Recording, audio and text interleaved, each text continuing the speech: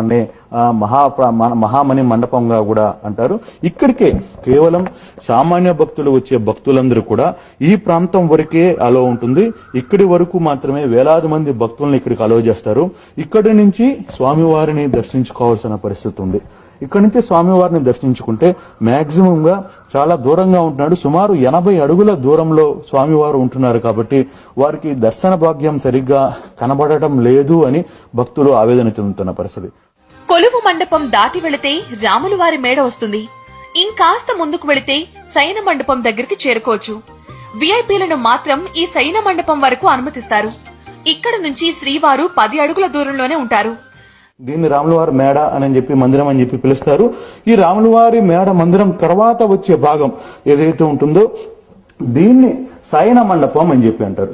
ఈ శయన మండపం అంటే ఇది 3 భాగాలు.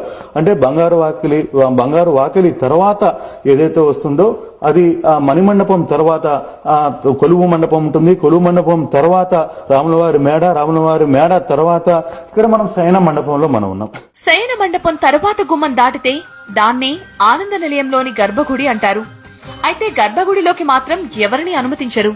చాలా మంది భక్తులకి శ్రీనివాసుని రూపంలో అంటే శ్రీనివాసుడి శిలా విగ్రహంలో ఏమేమి ఉన్నాయి, ఆయన చేతికి ఏమున్నాయి, తర్వాత ఆయన ఆభరణాల పరిస్థితి ఏంటి, ఆయన ఏ విధంగా కొలువై ఉన్నాడు, ఏ విధంగా అలంకరించబడుతున్నాడు, ఆ స్వామివారి గర్భగుడిలో మనం ఏదైతే చూస్తున్నామో గర్భగుడిలో ఏ దేవతల మూర్తులు ఉన్నారు, ఎవరెవరికి ఎటువంటి కార్యక్రమాలు చేస్తారు, ఏ పూజా కార్యక్రమాలు చేస్తారనే వ్యవహారం చాలా మంది భక్తులకి తెలియని పరిస్థితి.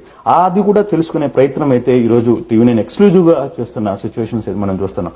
ఇక్కడ పట్టాభి స్వామి గర్భగుడిలో కూడా ఉన్నారు. ఇది నమూనా దేవాలయం. ఆల్మోస్ట్ ఆల్ తిరుమల దేవాలయంలో ఏమేమి కార్యక్రమాలు జరుగుతాయో అవే కార్యక్రమాలు ఇక్కడ జరిగే పరిస్థితి ఉంది. స్వామి వారికి ఎదురుగా ఈ స్వామి ఉంటారు. ఈ స్వామి పేరు భోగ శ్రీనివాస స్వామి. సుప్రభాతం నుంచి ఏకాంశ వరకు ఈ స్వామివారికి కొండపైన తిరుమలలో అన్ని కార్యక్రమాలు సమస్త భోగాలు మొత్తం ఈ స్వామివారికి జరుగుతాయి అన్నమాట. ఈ స్వామివారు ఉగ్ర శ్రీనివాస స్వామి. ఈ స్వామివారు సంవత్సరానికి ఒకసారి మాత్రమే స్వామివారు బయటకు వస్తారు. సూర్యకిరణం ఈ స్వామి మీద పడకూడదు. అర్ధరాత్రి 2 గంటలకు వెళ్ళిపోయి మళ్ళీ 4 గంటలకల్లా స్వామివారి గర్భాలయంలోకి వచ్చేస్తారన్నమాట. ఈ స్వామి పేరు స్తపన శ్రీనివాస స్వామి అంటారు. అట్లానే స్వామివారు రుక్మిణీ కృష్ణుల వారు. కృష్ణాష్టమి పర్వదినం అప్పుడు రోహిణి నక్షత్రం అప్పుడు మాత్రమే స్వామివారు తిరుమాడ వీధుల్లోకి బయటకు వస్తారనమాట.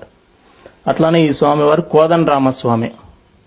పునర్వసు నక్షత్రం అప్పుడు శ్రీరామనవమి పర్వదినాలప్పుడు మాత్రమే స్వామివారు తిరుమాడ వీధుల్లోకి వస్తారనమాట.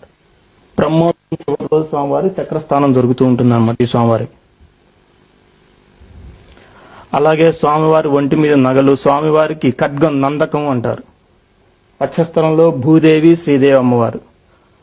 స్వామివారికి శ్రీవత్సవం లక్ష్మీ కౌస్తుభం. స్వామివారికి మకర కంటి. స్వామివారికి కటిహస్తం వరదహస్తం. స్వామివారికి శాలీగ్రామహారాలు, లక్ష్మీ సహస్రనామహారాలు. స్వామివారికి తులసి మాల. అట్లానే స్వామివారికి బంగారు కంకణం. స్వామివారికి ఇరువైపుల నాగాభరణాలు. స్వామివారికి భుజకీర్తులు. స్వామివారికి శంకు చక్రం. స్వామివారికి వజ్ర కిరీటం.